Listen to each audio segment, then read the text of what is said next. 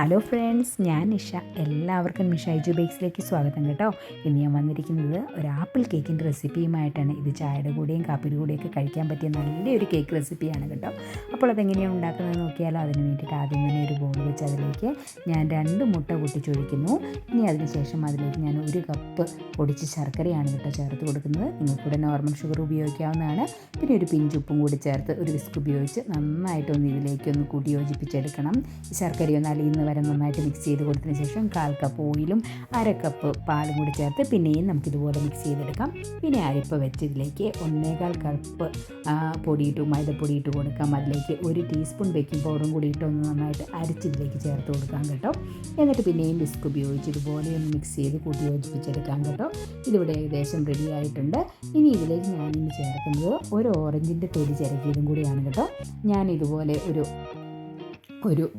Greater വെച്ചാണ് ഇങ്ങനെ ചേർക്കുന്നത്.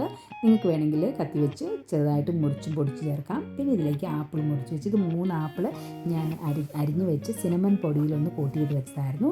ഇനി ഇതും നമുക്ക് ഒരു സ്പാച്ചിൽ വെച്ച് നന്നായിട്ട് ഈ പൊടിയിലേക്ക് ഈ ബാറ്ററിലേക്ക് ഒന്ന് മിക്സ് ചെയ്ത് കൂട്ടി യോജിപ്പിച്ചതിന് ശേഷം ഒരു ബേക്കിംഗ് പാനിലേക്ക് മാറ്റാം കേട്ടോ.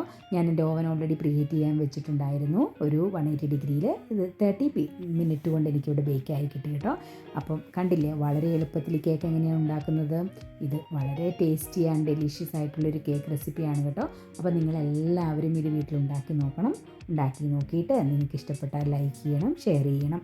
അതുപോലെ തന്നെ എൻ്റെ ചാനൽ ഇതുവരെ സബ്സ്ക്രൈബ് ചെയ്തിട്ടില്ലെങ്കിൽ ഒന്ന് സബ്സ്ക്രൈബ് ചെയ്ത് സപ്പോർട്ട് ചെയ്യുകയും ചെയ്യണം കേട്ടോ. അപ്പോൾ പുതിയ വീഡിയോയുമായി കാണുന്നവരെ നിങ്ങൾക്ക് എല്ലാവർക്കും നന്ദി. Thank you. God bless you. By.